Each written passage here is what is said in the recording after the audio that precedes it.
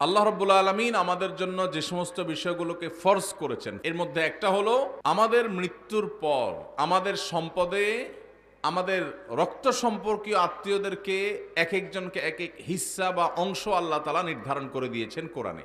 এই ফরজ বহু দাড়ি পাকা মুরব্বী আছেন, বহু সিজদা করতে করতে কপালে দাগ ফেলে দেওয়া মানুষ আছেন, বহু নফল রোজা ফরজ রোজা রাখা মানুষ আছেন, বহু দান সাদকা করা মানুষ আছেন, বহু হজ ওমরা নিয়মিত করা মানুষ আছেন যারা এই ফরজ আদায়ে গাফিলতি করেন, উদাসীনতা এবং অবহেলা করেন এবং তারা এই কারণে আল্লাহর খাতায় ফাসিক নাম তাদের উঠে গেছে।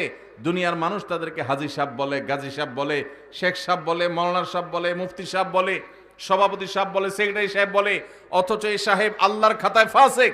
কারণ সে তার বাবার সম্পদে, তার দাদার সম্পদে আল্লাহ তাআলা যাকে যতটুকু হিস্সা দিতে বলেছেন সেটাকে পাই পাই করে আল্লাহর নির্দেশ অনুযায়ী বন্টন করে নাই। সে নিজের খেয়াল খুশি মতো বন্টন করেছে, খেয়াল খুশি মতো ভাগ করেছে, খেয়াল খুশি মতো দখল করে নিয়েছে। আল্লাহর নির্ধারণের এই ফরজের সে মূল্য দেয় নাই। এই কারণে এই সমাজের বহু দাড়ি পাকা মানুষ জাহান্নামে যাবে। ভাইরা আমার, আমরা অনেকেই আছি থোক 10-20-50 হাজার টাকা মাহফিলে দিতে পারি, অনেকেই আছি মসজিদ মাদ্রাসা 20-50 হাজার টাকা দান করতে আমাদের কোনো আপত্তি নাই। আপত্তি কোন জায়গায়? আপত্তি হইল আমার বাবা দুনিয়া থেকে চলে গেছেন, এখন বাবা যা রেখে গেছেন জমি জমা স্থাবর অস্থাবর সম্পদ, ব্যাংক ব্যালেন্স, টাকা পয়সা যা যা আছে এগুলো থেকে ভাগ করে কাকে দিতে হবে?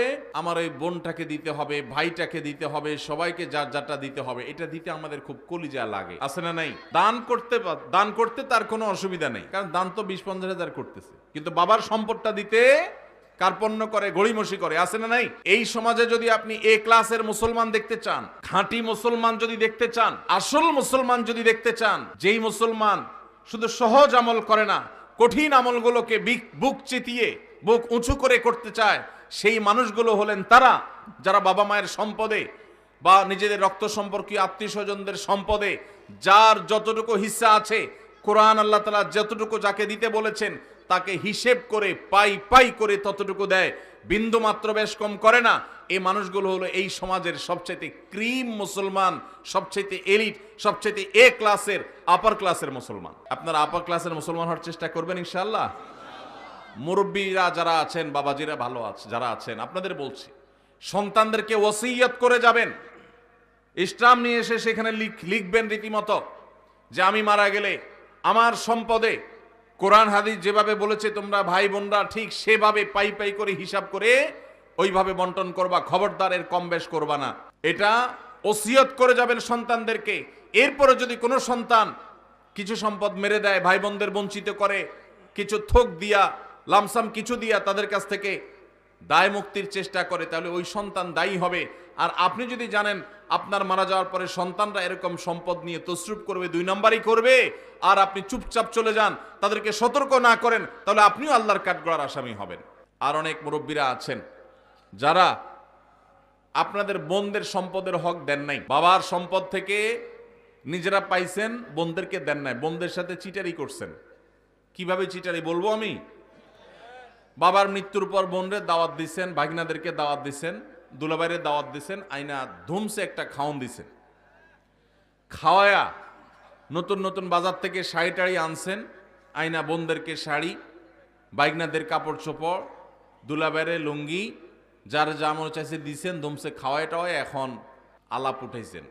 আগে খাওন দিছেন পেটে, এরপরে আলাপ উঠাইছেন। কি আলাপ উঠেছেন, দেখো বোন, বাবা তো দুনিয়া থেকে চলে গেলেন, আল্লাহ তারা নিয়ে গেলেন, এখন জমি জমা গর্বিটা বাবার যেগুলো যেগুলো আছে শরীয়ত অনুযায়ী তো তোমাদেরও এখানে ভাগ আছে, কিন্তু বাবা যে সেই অসুস্থ হয়েছে ওই থেকে বাবার সব ট্রিটমেন্ট, ডাক্তার খরচ এগুলো সব তো আমারই করা লাগছে, তোমাদেরও মানুষ করা লাগছে, এখন এখানে তোমাদের ভাগ আছে সেটা তো আমি জানি, এখন এগুলা কি করা তোমরাই বলো, বল তোমাদের কোটে, বল তোমাদের কোটে।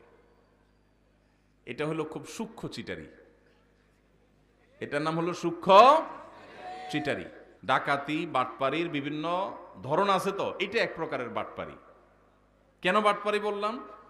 কারণ ওই যে বোনটাকে বললেন বাপের বাড়িতে আইনা খাওয়াইয়া দাওয়া, বাপ মরার পরে মনটা এমনি নরম, আরো মেয়ে মানুষ, যখন এটা বলছেন আপনি, তখন সে কি বলবে? বলেন কি বলবে? বলবে থাক ভাই, আমার কোনো দায় দাবি নাই, আপনি তো কষ্ট মষ্ট করছেন, বাবার সব ডাক্তার কবিরাজ খরচ দিছেন, দেখাশোনা করছেন, থাক আমাদের দিতে হবে না, আপনি দোয়া করে দিয়েন। মনের ভিতরে ব্যথা চাপায়া মেয়ে মানুষ মাত্র খাওয়াইছে ভাইয়ে, এখন যদি মুখের উপরে যদি বলে ভাই কি খরচ বরচ হয়েছে সেগুলো সব কাইটা রাইখা বাকি যেগুলো থাকে এগুলোতে আমাদের কত হয় হিসাব নিকাশ করে দিয়ে দিয়েন, এইটা বললে ওই বোনের আর রক্ষা আছে? পুরো এলাকাতে বদনাম ছড়ানো হবে যে আমার বোন বাপটা মইরা সারে নাই, কবরে রাইখা সারি নাই, এখন সে ভাগ চাইতে আসছে। এবার আমরা শুরু করব তাকে দুর্বল জায়গায় আঘাত করে তাকে দুর্বল করার। এই রোগটা আমাদের সমাজে আছে না নাই? মুরব্বীরা বাবাজিরা যারা আছেন কান খাড়া করে শুনে রাখেন, লম্বা দাড়ি নিয়া, তসবি তালিল নিয়া, নামাজ রোজা নিয়া ওয়াজ শুনতে শুনতে কানটা ঝালাফালা করে গেছেন, 2 পয়সার কোনো লাভ হবে না। যদি বোনদের হক মেরে থাকেন, কিয়ামতের ময়দানে এই বোন দেখবেন দাঁড়ায় গেছে, 1 চুল পরিমাণ ছাড় হবে না। যত আমল করেছেন সব দিয়ে জাহান্নামে যেতে হবে যদি বোনদের হক মেরে থাকেন। এই জন্য বাবারা এই চিটারি করা যাবে না, ভাইয়েরা এই চিটারি করা যাবে না। যেসব ভাইয়েরা বাবা মার মৃত্যুর পর বোনদের হক দেন নাই, অনেকে মায়ের হক দেয় না, মায়েরও হক আছে। আপনার বাবা মারা গেছেন, আপনার মা তার স্বামীর সম্পদে তার হক আছে না নাই? কয়জন সন্তান বলতে পারবেন যে আমার বাবা মারা গেছে, মাকে হিসাব করে দিয়ে দিছি? কয়জন বলতে পারবেন? এক ভাই হাত তুলছেন। আর আছেন যে মাকে হিসাব করে দিয়েছেন? আরেক ভাই হাত তুলছেন মাশাআল্লাহ, আরেক ভাই হাত তুলছেন, 2-4 জন হাত তুলছেন মাশাআল্লাহ। বেশিরভাগ মানুষ হাত তোলেন নাই। অনেকের হয়তো বাবা আল্লাহ তাআলা বাঁচায় রাখছেন, আরো বাঁচায় রাখুক, আমরা দোয়া করি। কিন্তু যদি দুনিয়া থেকে চলে যায় তাহলে ওলামা একরামের কাছ থেকে মাসআলা জেনে কোরআন যাকে যতটুকু দিয়েছে তাকে ততটুকু দিবেন তো ইনশাআল্লাহ?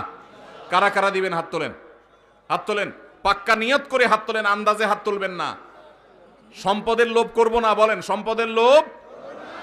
আল্লাহর দেওয়া বন্টন অনুযায়ী পাই পাই করে সবাইকে বুঝাই দেব ইনশাআল্লাহ।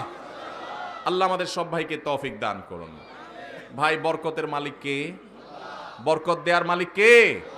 আল্লাহ। যদি বরকতের মালিক এটা বিশ্বাস করেন তাহলে আপনার বাবার সম্পদে, মায়ের সম্পদে, ভাইয়ের সম্পদে, বোনের সম্পদে, আপনাদের পরস্পরের সম্পদে তার মৃত্যুর পর যার যতটুকু পাওনা আছে, আল্লাহ বলছে তাকে 1/3 দাও, আল্লাহ বলছে তাকে 50% দাও, আল্লাহ বলছেন কাকে এতটুকু দাও, আরেকজনকে এতটুকু দাও, যাকে যতটুকু দিতে বলেছেন তাকে ততটুকু যদি দিয়ে যান, আপনি ফকির হয়ে যাবেন, অভাবী হয়ে যাবেন, আপনার সব শেষ হয়ে যাবে।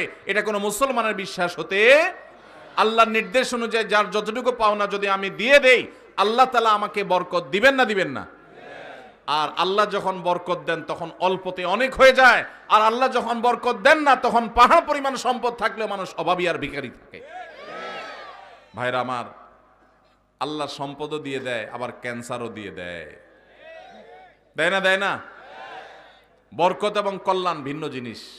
এই জন্য যুবক ভাইরা যারা আছেন তাদেরকে বলবো, নিয়ত করে নেন, ছোট লোকই করবেন না, নিচু চিন্তা করবেন না। যেসব ভাইরা মনে করেন যে বাবার জন্য আমি তো অনেক খরচ করছি, তাহলে আমি সব সম্পদ রেখে দিব, জি না। বাবার জন্য খরচ করা আপনার নৈতিক দায়িত্ব। আপনার যদি টাকা থাকে তার ট্রিটমেন্ট খরচ দাঁড়ানো আপনার দায়িত্ব। এর মানে এই না যে বাবার সম্পদ থেকে আপনি সেটা কাটাকাটি করবেন। হ্যাঁ, যদি এমন থাকে যে বাবার সম্পদ ক্যাশ টাকা আছে, সেটা ট্রিটমেন্ট করা যায়, তাহলে সেটা দিয়ে আপনি বাবার ট্রিটমেন্ট করেন, কোনো অসুবিধা নাই। বাবার যদি না থাকে আর আপনার থাকে, সন্তান হিসেবে আপনার উপরে ফরজ বাবার ভরণ পোষণ দেওয়া। অতএব সেটার জন্য ভিটা মাটি এগুলো সব রেখে দিবেন, এটা করা যাবে না। প্রয়োজনে সেগুলা জমজমা বিক্রি করে বাবার ট্রিটমেন্ট করবেন। এরপরে যেটা ঠিকবে সেটা বন্টন করবেন। বোনরা নিতে না চাইলেও জোর করে দিবেন, দিবেন তো ইনশাআল্লাহ? ফুফুদের হক, বোনদের হক, ভাইদের হক পাই পাই করে দিবেন। অনেক বড় ভাই আছে, চান্স পাইলে ছোট ভাইদের ল্যাং মারে ছেড়ে দেয়, নিজেরা সব দখল করে নেয়, আছে না নাই? আল্লাহকে ভয় করেন। এই ফরজটা অবহেলিত ফরজ, নামাজের ফরজ অনেকে আদায় করেন। আমার কাছে নালিশ আসে, অনেক ফ্যামিলির বিভিন্ন ভাইরা নালিশ নিয়ে আসেন, ভাইয়ে হক মেরে দিস, যে হক মারছে তার দাড়ি মাশাআল্লাহ একেবারে পেট পর্যন্ত চলে আসছে, কিন্তু হক মারতে তার বুকও কাঁপে নাই। এইরকম 2 নম্বর দাড়িওয়ালা মানুষ আছে না নাই? এই 2 নম্বর দাড়ি আল্লাহর কাছে অ্যাকসেপ্ট হবে। এখন আবার নতুন এক শয়তানি শুরু হয়েছে। সেটা হলো আল্লাহ রাব্বুল আলামিন বাবা মায়ের সম্পদে ছেলেদেরকে মেয়েদের দ্বিগুণ সম্পদ দিতে বলেছেন, ভাগ দিতে বলেছেন। মেয়েরা